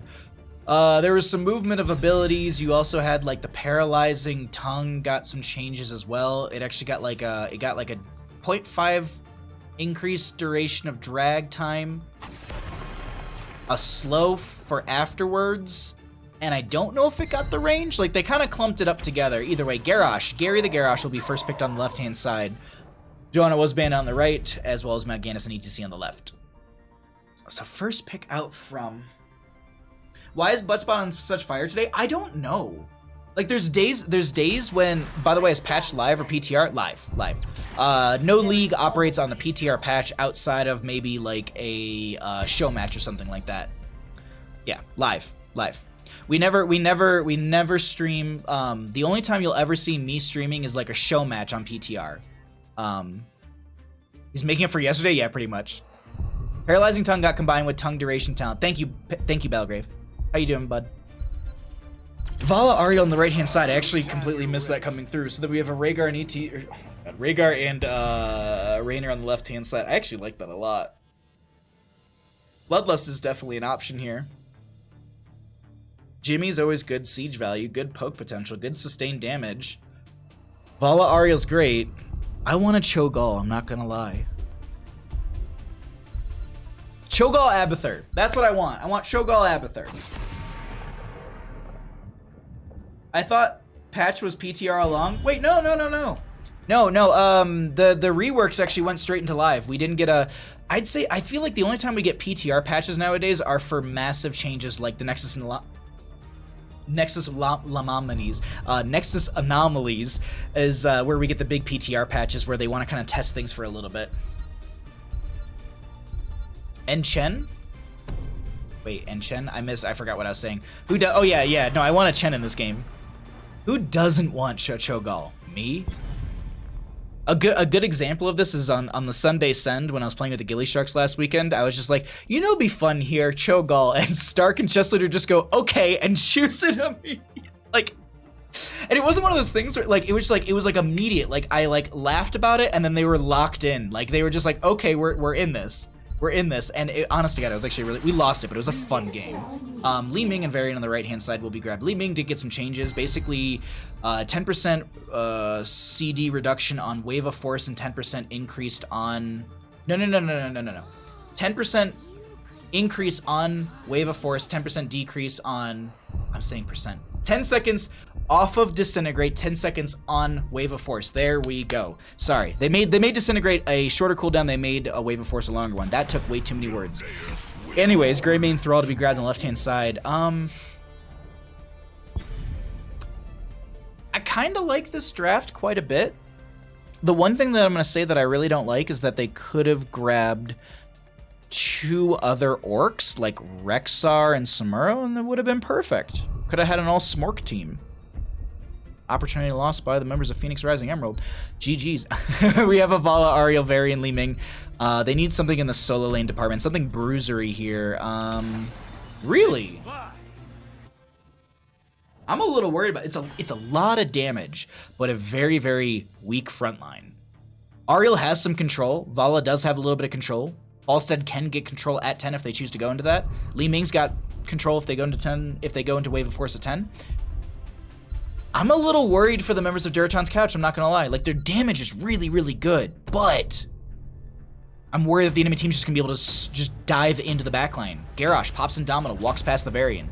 Greymane dark flights in. Thrall Windhammers gets in there. Rhaegar just looking for the bite butts. Raynor just sustained DPS as the front line moves into the backline to help protect it. I come back to 3 Horde heroes on Phoenix side, 0 on Durotan's, and this is, we pick Horde.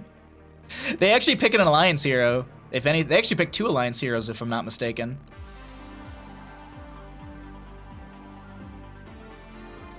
Gary has a good teamfight comp, yeah.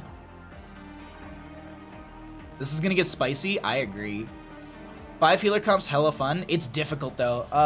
Looks like Division A and Heroic are the only ones riding.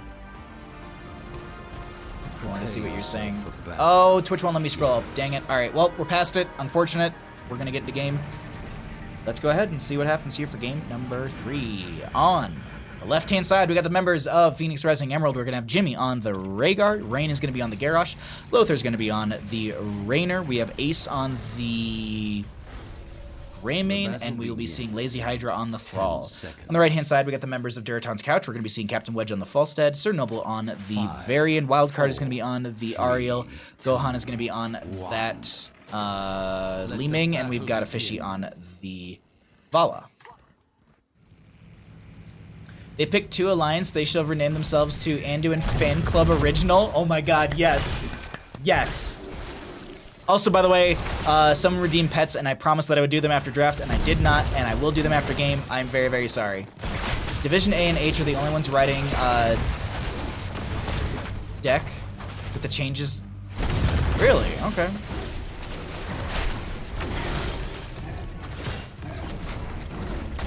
Garrosh will saunter in and throw Varian out. Yeah, that's true, Langaria. Yeah, I was like, you just pop Indomitable and walk in there. All right, let's go ahead and get on into this. I was looking at chat just a little bit just to catch the things that I did miss in the end of the draft. But as I said, I promise, after this game, we will get Bandit Pets in. I do apologize. I distracted my own self in the loading screen. Riding Deckard with his changes. The wording in that, I saw it and I was like, we'll jump over a word here. Getting spicy? Of course Bot's getting spicy. Gamp gonna be grabbing the left-hand side. Vala and Ariel trying to push in through bottom lane.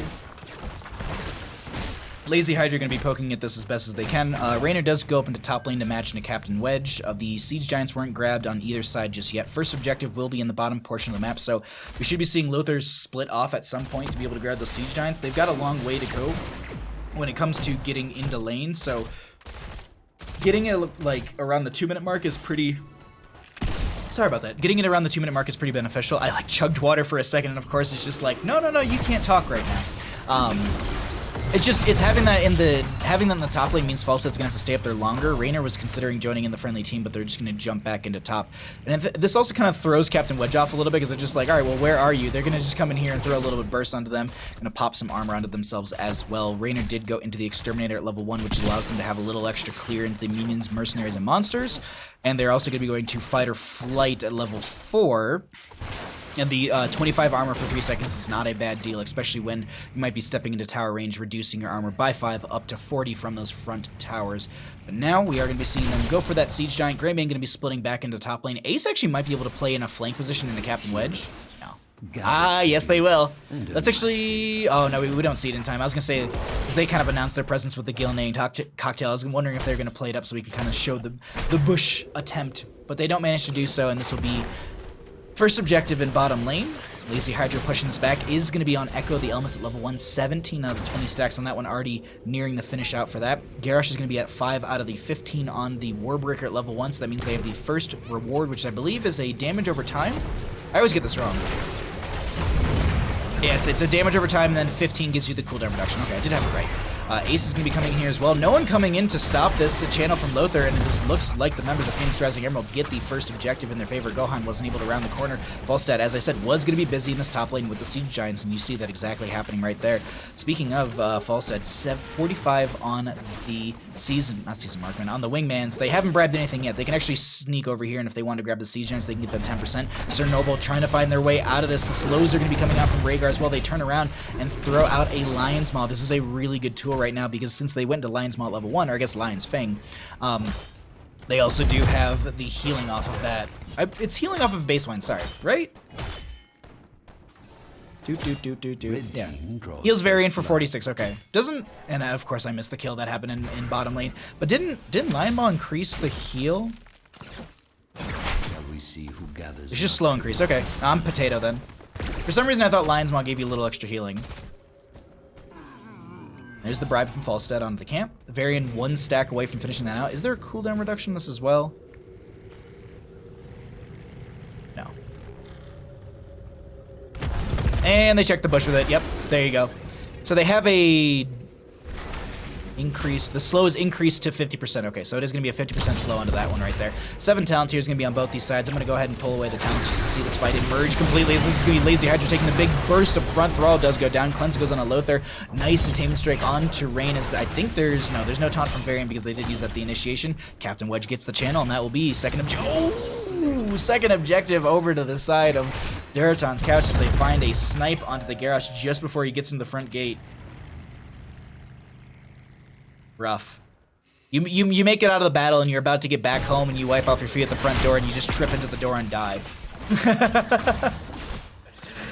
String Mark, thank you for the 100 bits. I will resend your alert when we get out of game. Thank you so much for the support. I very much appreciate it, my friend. Ooh, Falstad barrel rolling in, trying to get some burst here onto Lothar. They don't get the damage they need, unfortunately, and they're going to have to back off. Objective is going to be here. Does Falstad have flight up and available? Not for 18 more seconds. Bala and Ario grab themselves the camp in the top lane, and I'm just trying to find someone without a quest in talent. There we go. I thought I saw a Thrall, and there wasn't one. Yeah, exactly, Sullen. The 7 talent is more healing on Q. Okay, thank you. This one is this is not the one, but I was just curious. Okay, so every 30 seconds, very basic. This is typically what you take when. This is typically what you grab when you want, or no, this is Twin Blades, right? This is what you want for Twin Blades? Dear Lord, I'm potatoing on my builds. 10 talent here be on the right-hand side, oh, they actually went to charge. Warbringer. Well, I mean, they're gonna get value from it right there, and they're gonna find a kill, so I can't talk any smack about it.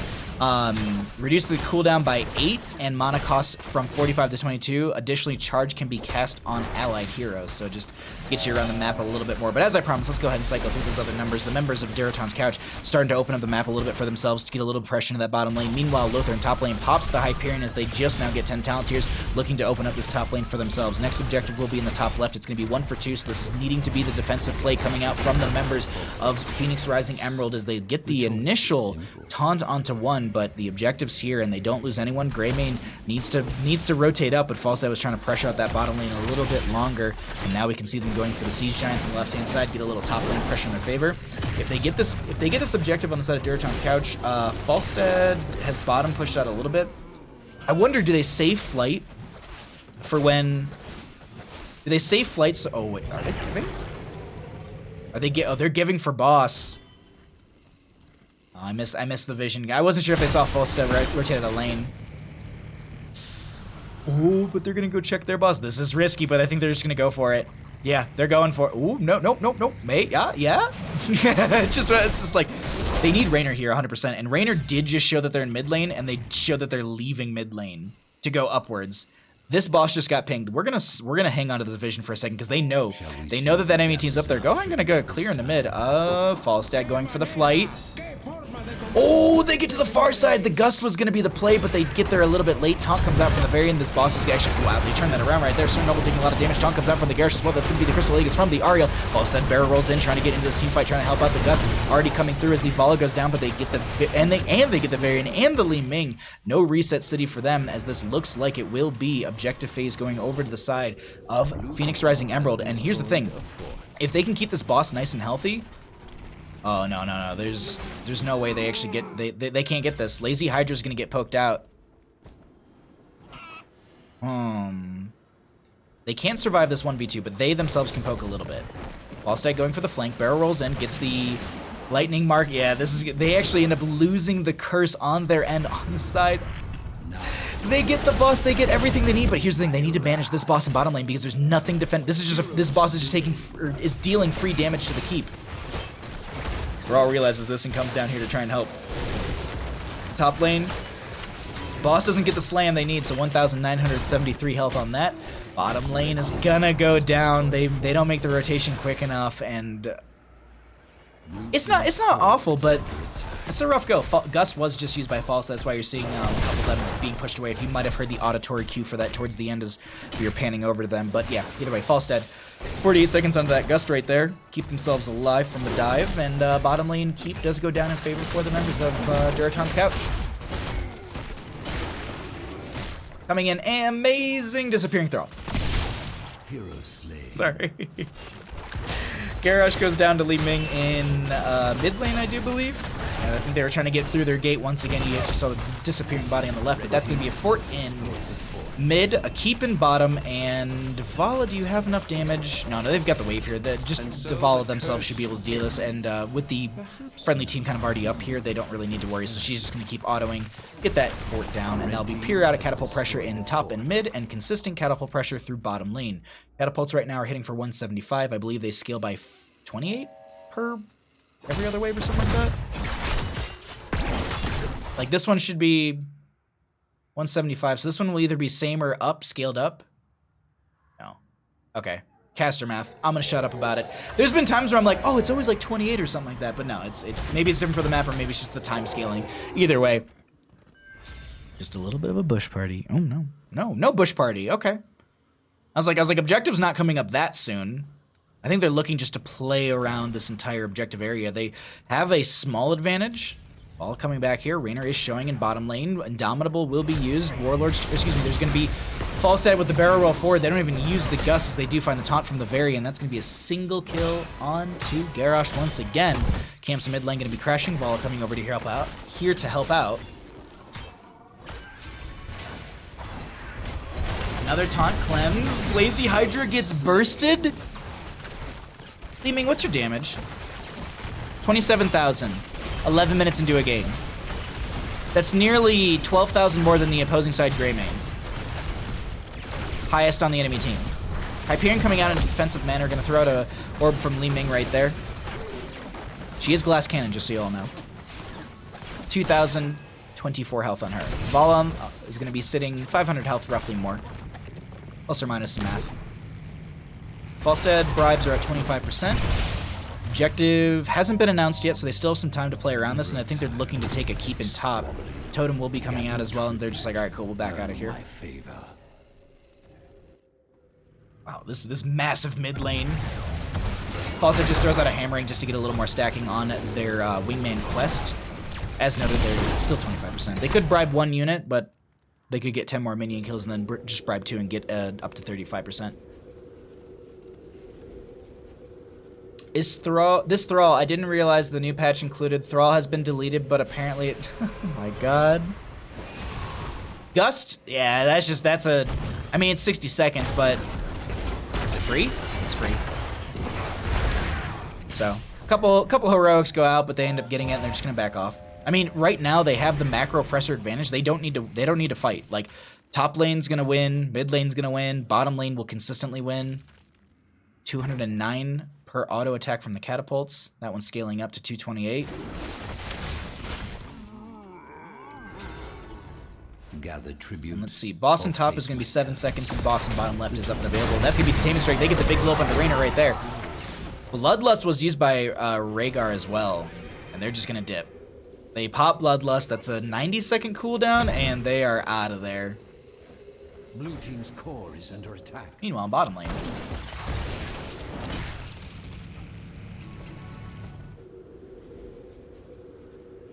Alright, Falstead should have the channel. They're already going for boss, and this is looking like they're trying to back them into the corner here on the side of Durotan's couch. Like Phoenix Rising Emerald, like are turtling up a little bit. Actually, they're turtled up into their base essentially.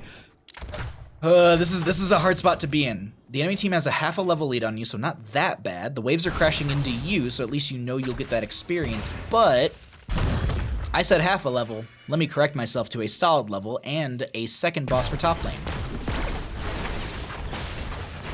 When you use Bloodlust to... Oh, Goku. Shame on you. Blue team's core. Magicians are great at making people disappear. Yeah, Zell. How you doing, bud? Boss and bottom lane gets cleared out. Top lane's open.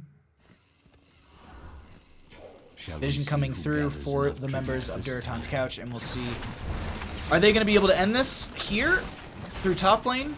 2-2, and it comes to curse points. If they actually wipe here, they could lose a ton. Like, top lane could be an end condition for the members of Phoenix Rising Emerald. If they bide their time, this won't be 20 talent tier.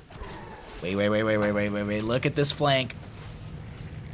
Oh, but they see it. Yeah, they have to see this, yeah. Warlord, I think it was a taunt coming out from the Varian right there. Warlord's challenge didn't even go out. Bloodlust comes out from the Rhaegar. They're going to fight without the tank. That's going to be the Gust from the Falstad. Ace is still diving on the Wildcard. Root comes out. That's going to be the Crystal Aegis on to the Ariel themselves. Raynor trying to get that last little bit of pepper. They're still running within the Hyperion. They're now actually going to be stepping into the keep range. They're going to burn that down. Turning around onto the Raynor. Going to be trying to find a kill onto Lothar. Will actually be able to do exactly so. Reset for Li Ming coming through here. There's going to be a Detainment striking to the wall. That's going to be so many members going down on the side of Phoenix. Phoenix Rising Emerald is going to get wiped right there, and that is going to be the members of Durotan's couch going to take game number 3 in our first best of 3 of the evening. GG. Well played.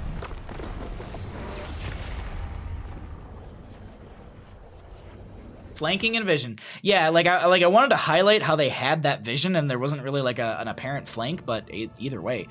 Durotan's couch run it back and wipe the enemy team in game 3 on Cursed Hollow, and they'll be taking our first of 2 best of 3s of the evening. GG's over to them.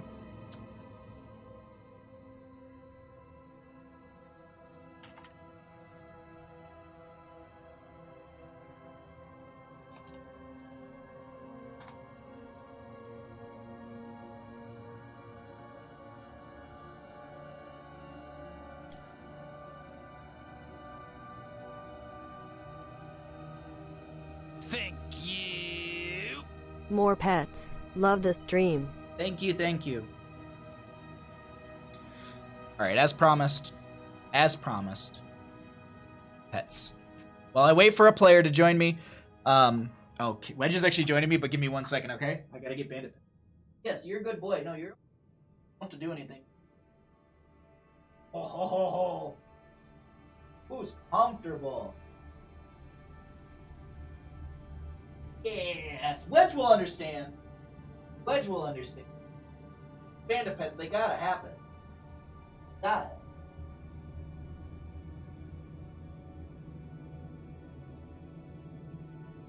it. Alright, thank you, Ashmantle. Alright, at this time, we are going to be joined by Wedge, the captain of Durotan's couch. Congratulations on your 2-1 victory. How you feeling? Wedge, I love you. Interesting. Someone declaring their love before we even get into the interview. Damn. But no, how was that series for you? Feeling a little out of breath, hyperventilating a little, but you know. It was a good back and forth. Like, let's get game number 1, Volskaya. What was kind of the Chat said throw. I won't call it a throw. Was it just a bad call? Like, was it a bad team fight? Because it seemed like you were in pretty good control throughout the entire game. Just one Triglav Protector didn't go your way. Yeah, we were pretty happy with most of our team fights for that. Like we were able to like just blow up whoever we wanted for a lot of the time. But because of how many times we've just been burned in the past with taking the Triglav Protector, like bottom, like the third Triglav, trying to take that to core. Like honestly, at this point, my team might as well just try like, okay, we'll let them have the third Triglav unless they're all dead, and just leave it there because like good things don't seem to happen with us when we try to push with that. So. It's a risky one, but now going into Tomb of the Spider Queen, you had a fairly dominant showcase on that map. Did it just feel like, all right, cool, we can build our momentum back? Like this is our game. We just we won't make the same mistakes as before because hell, Nazebo got 200 stacks way before you even hit 20. Yeah, for the Tomb of the Spider Queen one, I think that was a lot more of us just like, okay, we had the good momentum rolling. We knew that that's all we got to do on Tomb of the Spider Queen. Like that's such a momentum-based map. As long as we just take it easy the entire time and we just let that keep on building up the whole way through, it should be good enough for us. No, it was a great series, and Cursed Hollow, you just looked confident, strong team fights, 14-3 overall. Li Ming popping off consistently throughout that game. Dear Lord, Gohan, seriously. Like I looked at one point, like we were 11 minutes in the game, and Gohan like had like 10k more damage than the opposing side Greymane, casually. Yeah. So yeah, we were really happy with Gohan for that one. He really stepped it up there, and he was like securing a whole lot of kills that we honestly thought was like, oh no, we like whipped that, we lost that. It's like, nope. Garrosh died kill because Gohan. 3 times to her, 2 of which was when he was actually trying to get back through his own gate. Like there was a snipe in mid lane. Actually, there was 2 snipes in mid lane when he was actually at his gate and died. So those snipes were like, honest to God, they were quintessential because like back-to-back deaths on Garrosh, 1 is a horrible thing to feel, and 2 is just, it's rough. Like that's a good experience to your team, and it's just more momentum. You absolutely destroyed it with that. We're very early in the NGS season number 9 here. Are there any teams for Division B West, correct? Yeah, East, excuse me. East. Division B East that you're afraid of, excited to go up against? We're definitely excited to go up against House of Shea because they came up with us and we scrim them regularly. They're a really good group of guys. Oh, that'll be a good one. Yeah, that's a fun time. And then, frick, there was one other team from C East that came up as well, but I'm blanking right now. I don't know. It's all good. I haven't honestly been looking too much at the rest of the standing stuff just because, like, for NGS, we've just been like, okay, the first 2 weeks are the most chaotic still. Let's just smooth everything over, and then I gotta like start actually looking at my own team. That's fair enough. That's fair enough. No, these were such fun games. Before I let you run out of here, are there any shouts that you'd like to give? The floor is all yours, my friend. I'd like to shout out Phoenix Rising Emeralds. They had a few guys that came up from Please Clap from last season. So it's really nice to see them again. They're a chill group of guys. We always enjoy playing against them too. Shout outs to my team tonight. Like the entire time, like there was never a point where anyone was tilted, anyone was worried. We were all just like, let's just keep rolling. And everyone like filled their roles exactly what we did too. It was a good time. Just thanks to you for the cast. Always appreciate it. Well, thank you so much for the interview. Thank you so much for the games, and I look forward to seeing you all further down in Season 9 of NGS. Have a good night, and congratulations once again on your 2-1 victory.